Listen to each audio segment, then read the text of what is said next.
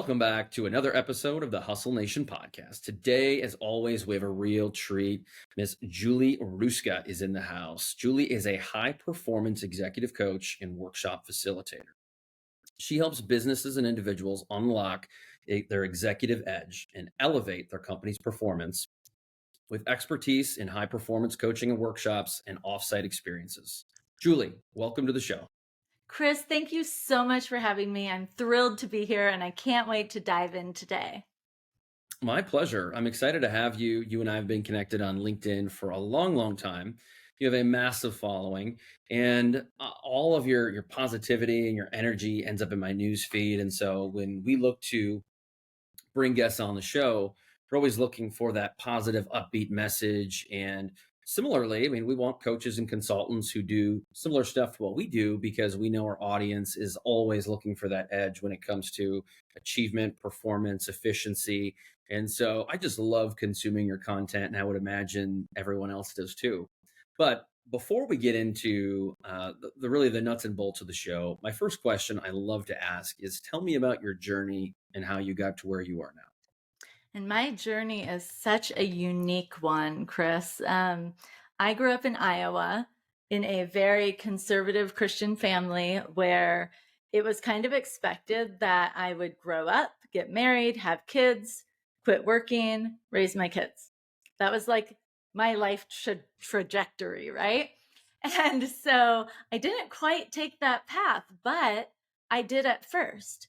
So I grew up in Iowa, went to University of Iowa, where at one point I wanted to be an author, which I do get to do now on LinkedIn and write.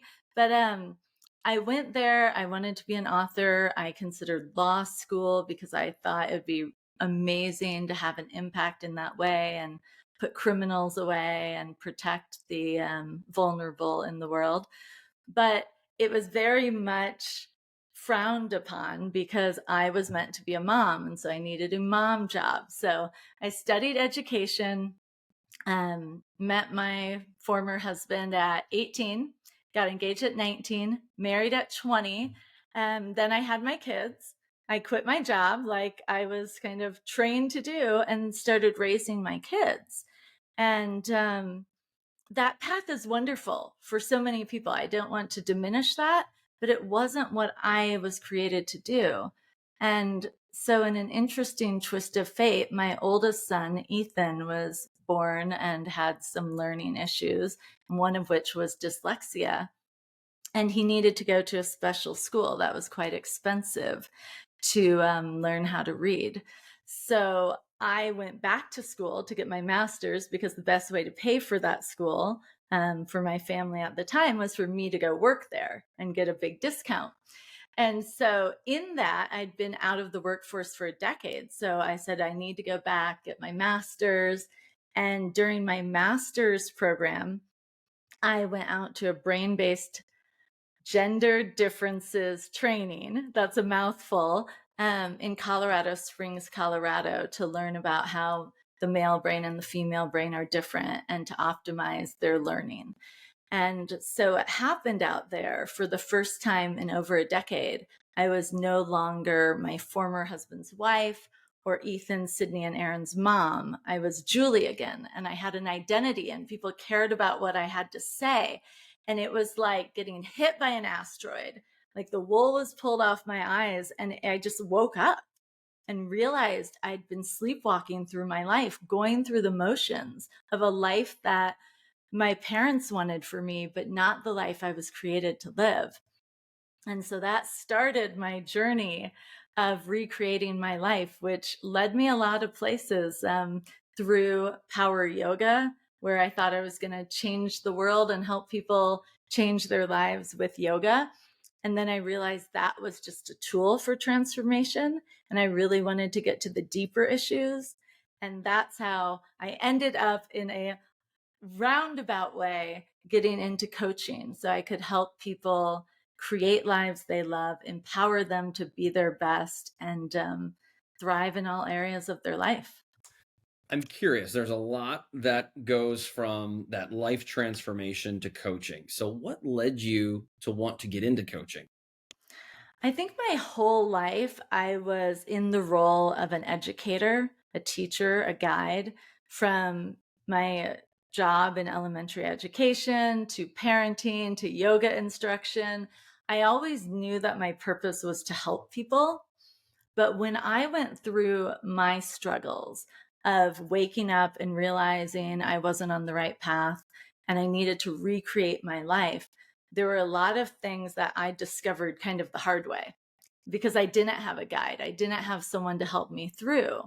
And on my journey, as I was discovering different things, when I got into the realm of clarity and courage and productivity, all of these things through an online training I did with the High Performance Institute, it was like another like aha moment. This is what everyone needs. Every single person needs clarity. Every single person needs courage. Every single person needs training and productivity to optimize their work time so they can have more time for their family and their relationships and their health. So when I was discovering and kind of finding my way, when I came across all of these tools, I thought, I need to share this with the world. It's not the yoga that I so loved. That was one tool for transformation, but I wanted to share more. And so that's how I got into it. I love that. One of the things that stood out to me when you mentioned that was clarity. And I think so often when people get trapped or they get stuck, they don't have clarity. And I'm curious if you could elaborate that on that because so often as well, I think in business as well as in life, a lot of people lack vision. And I'm curious if you think those are the same thing or not. Yes and no.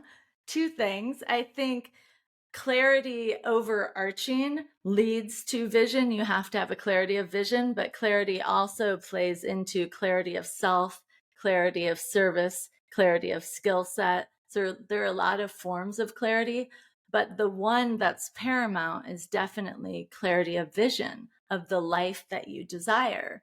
And what happens, like you mentioned, is you get kind of stuck in the monotony of life. You get stuck on like a hamster on a wheel going through the motions. Yeah. And so what I say is that's like you're drifting, you're kind of floating or you're spinning, and you have to disrupt that drift. There's usually a catalyst. Like for me, it was my awakening experience in Colorado when I realized that I'd been sleepwalking through my life. For some people, it's a divorce, cancer, job loss. Usually there's some catalyst that wakes people up. But one of my goals is to help people wake up before something tragic happens, to wake up Amen. now and realize like this is your life and you get to create it by design. So you have the power to do anything you want to do. What is it you want to do? And that's where clarity comes in. You have to step away from the world, from all the noise, from the current obligations and things that hinder you or you feel like are holding you back, and just take time to silence that noise and get really clear on the vision. What is it that you want to do with your life? What do you like? Who do you want to be? How do you want to show up in the world? What do you want to create in the world? And then beyond that, who do you want to be with and where do you want to be? Like, who do you want to surround yourself with? And where do you ultimately want to end up, which is something we talked about before Hmm. we hopped on camera. Like when my youngest son graduates, I need to be at the beach. Right now it's snowing Yeah. outside.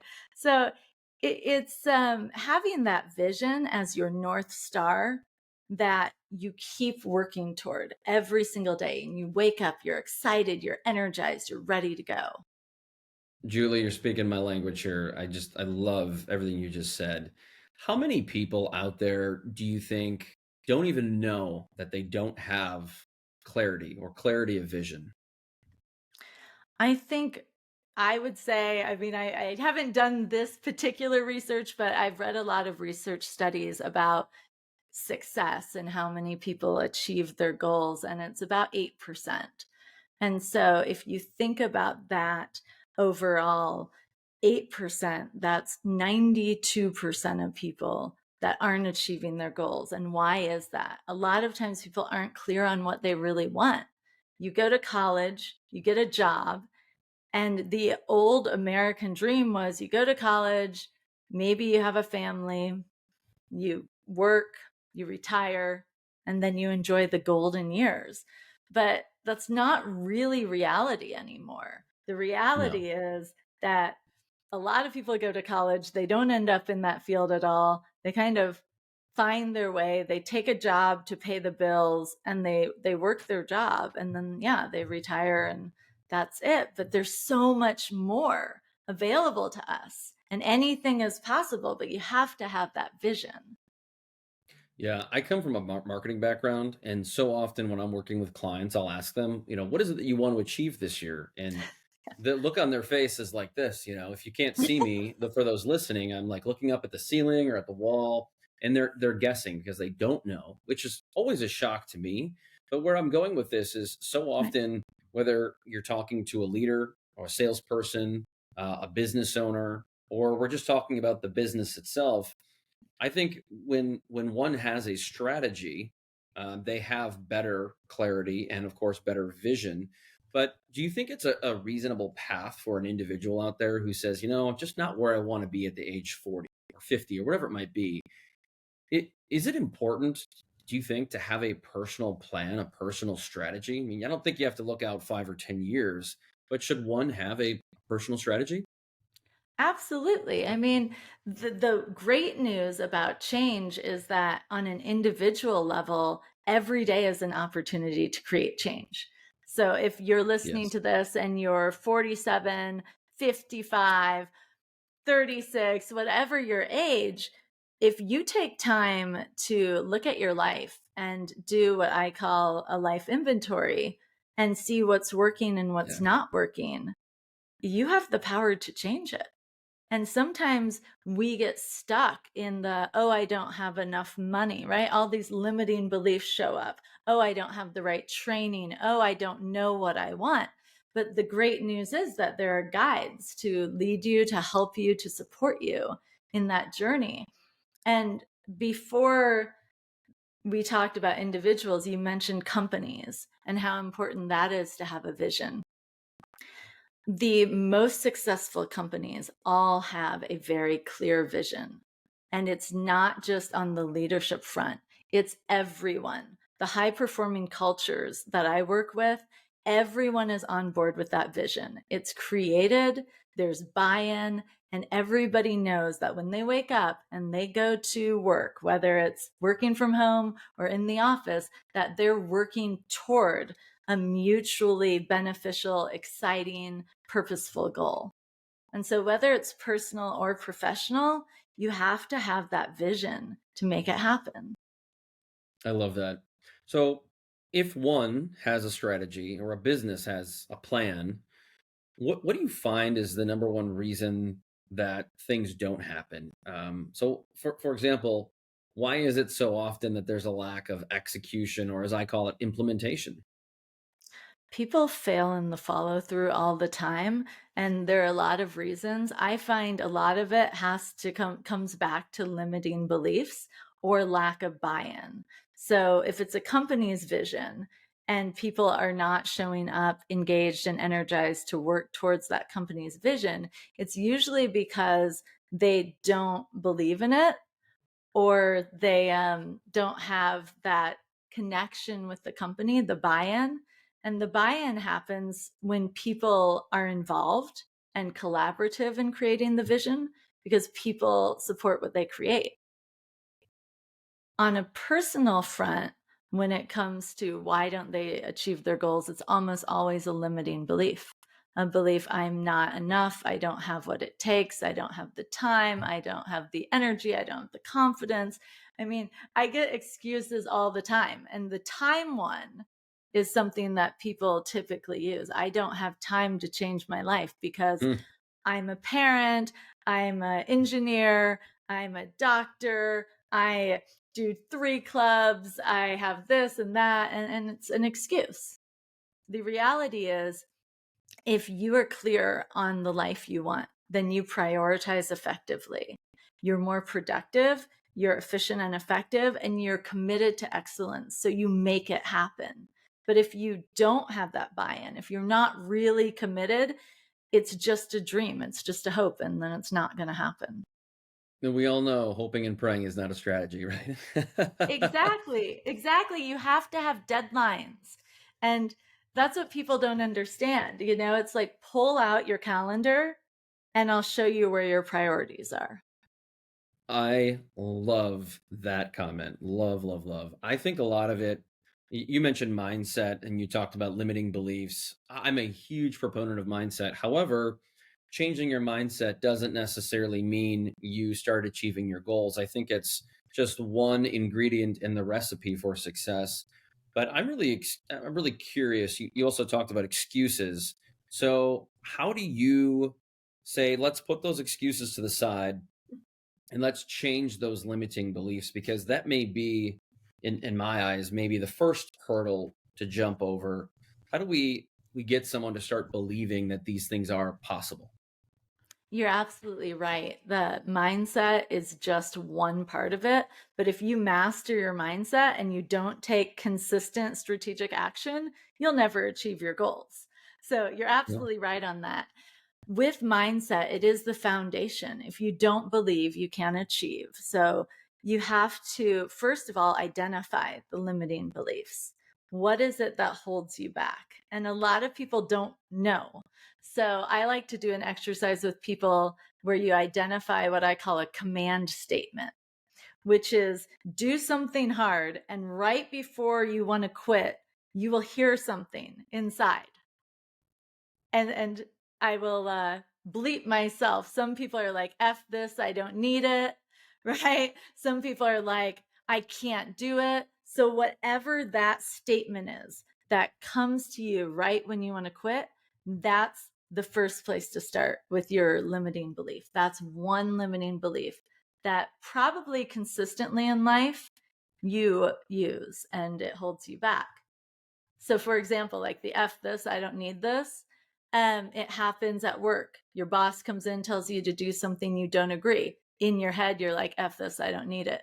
You are with your husband or wife or life partner, and you get in an argument. And in your head, you're like, F this, I don't need it. Right? You're working out and it's really hard. And you get to that point where you just don't think you can go anymore. Limiting belief, F this, I don't need it. There it is again and again and again. So it's there. And all you need to do is pay attention. Once you identify it, then you can get in and annihilate it. You can reverse it. You can reframe it and adopt a more affirming belief. That's awesome. That is so true. I want to go back to the excuses slash priorities, and that resonated with me a lot. I think so often people will say, this is really important to me. And it could be for someone who's a coach like you and I to go out and elevate our personal brand by posting more on social media or Mhm. creating videos. And someone will say, I really need to do this, but I don't have time. Right. And my response is always, well, if it's a priority, you will make time. And the classic story that I tell a lot of people is for years, I've been trying to play more golf. It's just something I enjoy. It Yeah. fills my cup. I enjoy hanging out and spending time with friends and being outside. And one of them had asked me, and this is a younger gentleman my age who has a lot of flexibility with his job. So he's Yeah. always available to play golf, and a couple of them are. And so I just said, sadly, no. I tried, but it's not working. And I come to the realization that, yeah, it is a priority for me. But if I really want to do it, I have to make time, which Mhm. means sacrificing something else. That could be maybe I'm sacrificing my day, which obviously time is money, or maybe I'm sacrificing picking up my kids or doing something else that's important. But what is the top priorities in your life? Because if you say it's important, you will make time for it. How do you go about that with your clients? Well, I will, I have a lot of thoughts on that, but Good. something you were saying, I was like, well, Chris, is that a limiting belief that you have to sacrifice? And here's the common belief in the world. People talk about work-life balance. I want everyone to throw that out because work is part of life. It's not Yes. life's over here and work's over here. Work is part of it. And it's about creating equanimity and creating flow. The old version of balance creates a scale, right? You have to take from here to balance it out and give to here. So that creates that sacrifice mentality, right? But what if we get rid of that and we look at the four main pillars of your life: career, relationships, health, finances? And then you break that down. What are my priorities? Right? So in my health realm, maybe golf is there. It's a form of exercise. So that's a priority. That needs to be scheduled, just like picking up your kids from school, just like your work hours, whatever they may be. And you have to block it out. And I have my clients Yes. block out absolutely everything. So it starts with if you work out in the morning, that's on your schedule.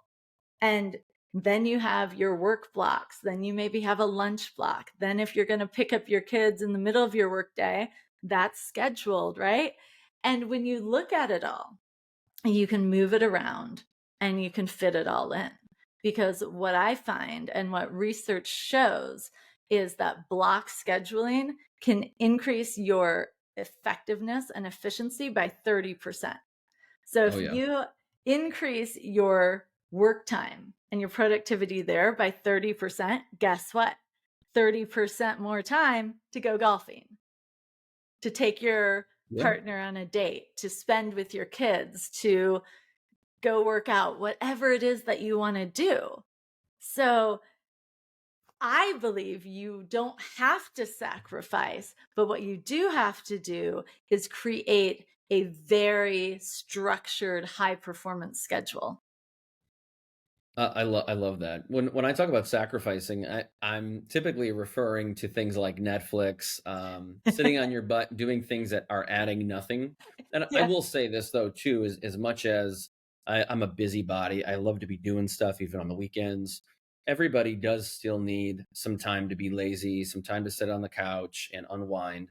I think that's good for both physically and mentally to recharge the batteries. But I want to go back. You had mentioned the word equanimity, and Mhm. it's not something that I hear anybody talk about these days, which, if I have it correct, equanimity is mental calmness and composure. Can you elaborate a little bit more on that? I really want to hear your thoughts. Yeah, so in addition, I kind of glazed over my time in the yoga world, but I Hmm. spent about a decade studying yoga, mindfulness, and meditation and teaching that.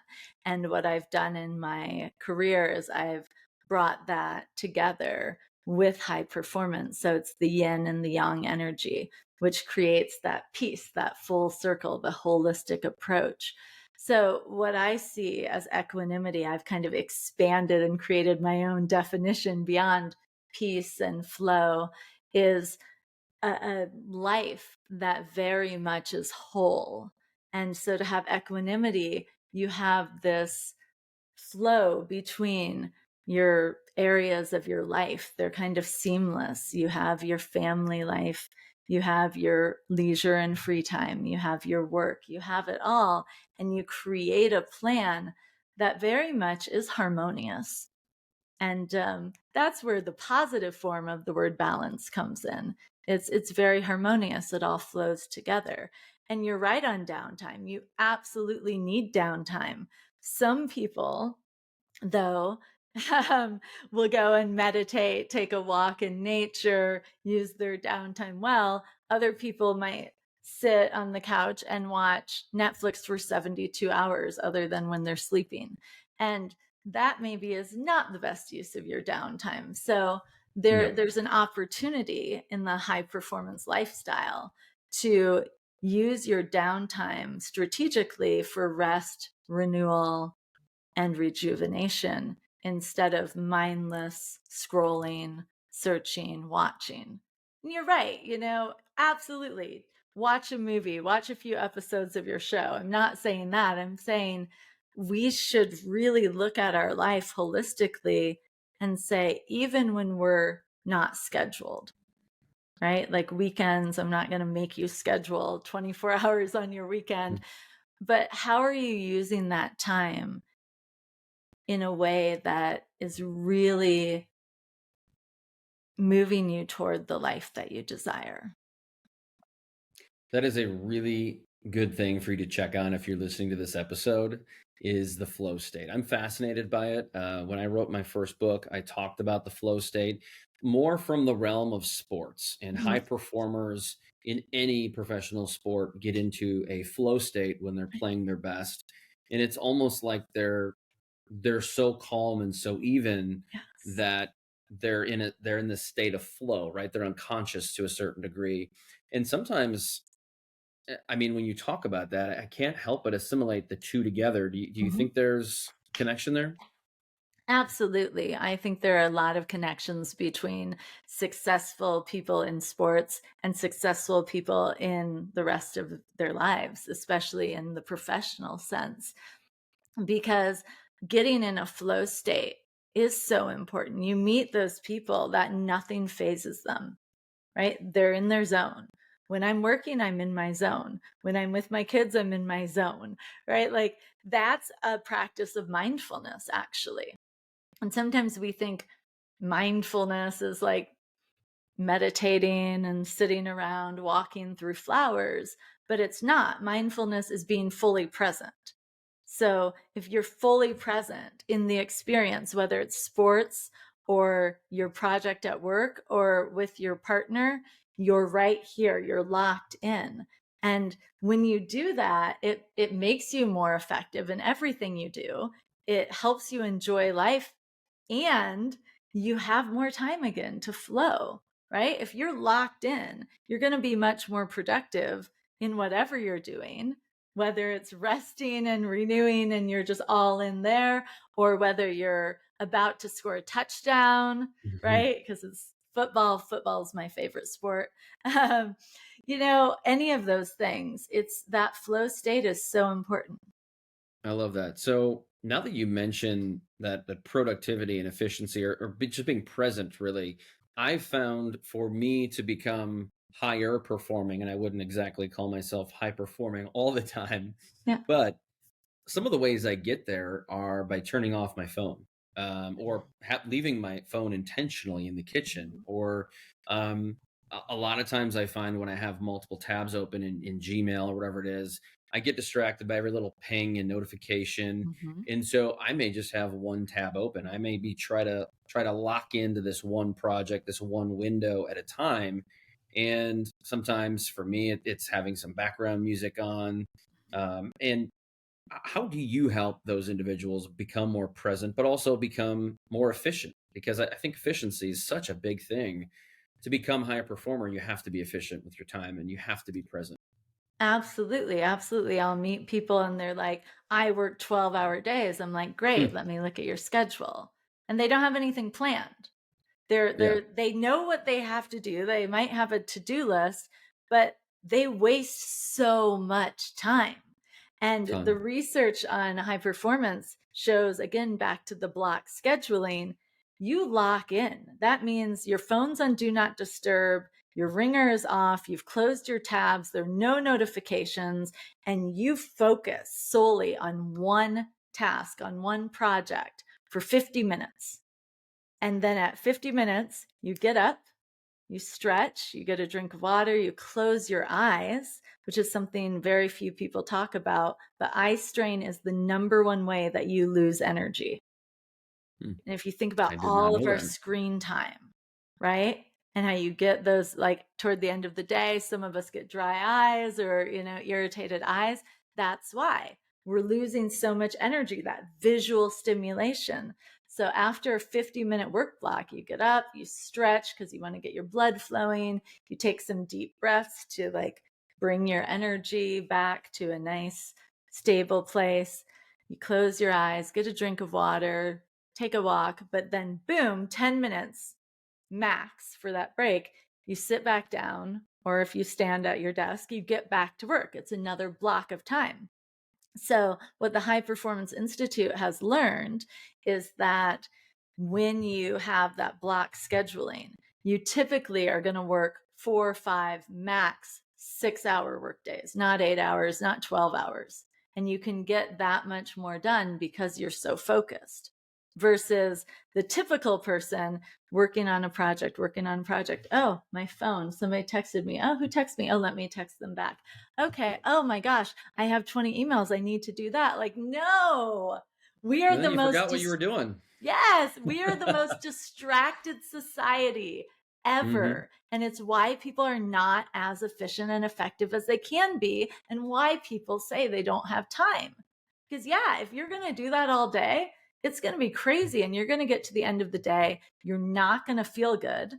You're not going to feel accomplished. And you're going to have 10 tasks that you didn't get done because you were so distracted, you forgot what you needed to do. Yes, so true. So true in so many ways. Julie, before we got on and started recording, you and I had a really interesting conversation about hustle and kind of tying that into high performance. And unfortunately, today, with a couple different segments in the world, there are some folks that find the word hustle very off-putting. And there are some people that are even a part of this anti-hustle culture. Yes. I mentioned to you that our definition of hustle is very different. I don't think it means that you have to work 70 hours a week, which probably is not very productive, anyways. I don't think it means that you need to give up sleep or sacrifice how you eat or how you sacrifice taking care of yourself. But what do you think about the word hustle and kind of transforming that word back to a positive state? Yeah, absolutely, Chris. When I first saw the name of your podcast, I'm like, oh, Hustle Nation, this will be interesting, right? Like, what is their thought around hustle? And so, as I was preparing to be on the show, I started to think about, well, how would I define it? And is there a right way or a wrong way to hustle? And I see hustle very much as focusing, being all in on whatever you're doing. So, there is a right way to hustle. It's with clarity, priorities, productivity, and a commitment to excellence. It's clarity, like, what am I doing right now? What do I need to focus on right now? That then goes to the priorities. What are the priorities of my day? And then focusing on the productivity, using that block scheduling, blocking out distractions, turning your phone off, right? And then committing to excellence. Like, I'm going to commit to getting these things accomplished today before I leave work or before I go to sleep tonight. I'm going to make sure I accomplish these things at work and these things with my family and these things with my health and finances. What I hear you say is you're making priorities and you are holding yourself accountable to getting those priorities done and achieved every single day. Absolutely. When you create them and you schedule them, they're going to happen unless you're not disciplined. And that's the word that we don't Discipline. talk a lot about, right? It's discipline. It's holding yourself accountable or having someone else hold you accountable to doing what you say you're going to do. For example, you talked about your kids and picking them up from school. If you say you're going to pick your kids up from school and you don't, what happens? Could get in a lot of trouble both with my wife and with the school, right? Exactly. And your kids feel abandoned. There's all of Yes. these consequences, right? Well, Yes. that's how it is in all areas of our life. If we don't get to the workout, we're going to have health consequences. If we don't finish our priorities at work, we're going to have work consequences. So, being disciplined so we can have the positive feedback and the positive consequences instead of the negative ones is so rewarding. So when we start to look at this life, creating a life that we desire, it is about locking in on what you really want, starting with that vision.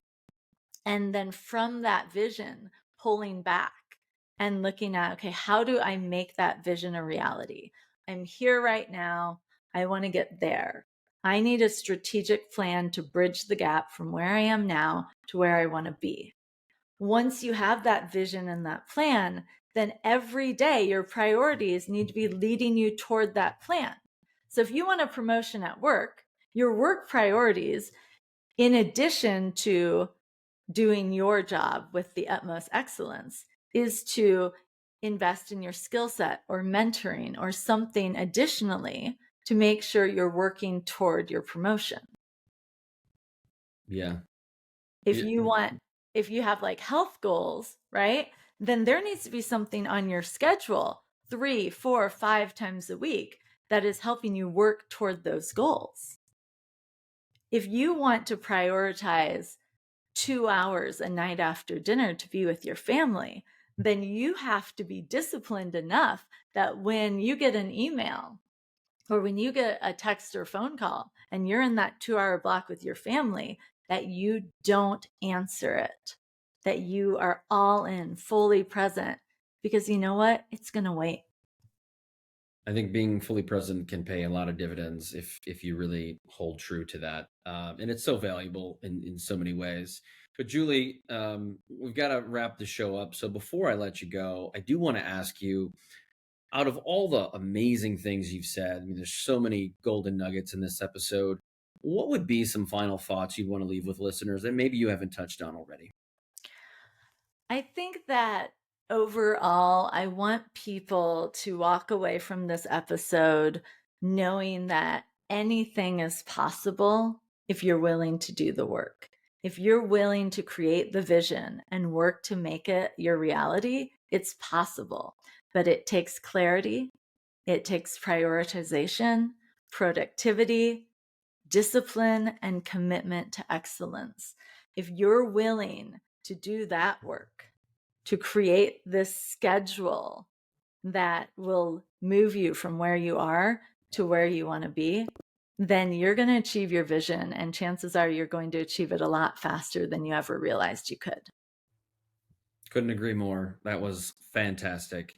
Julie, before I let you go, tell everyone a little bit more about your business and where they can find you if they'd like to connect. Yes, thank you, Chris. Thank you, everyone, for listening. Julie Hruska is my name. If you're listening, it's Hruska.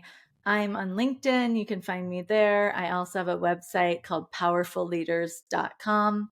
You can find me there as well. I do two things. I work with individuals and I work with companies, executive teams.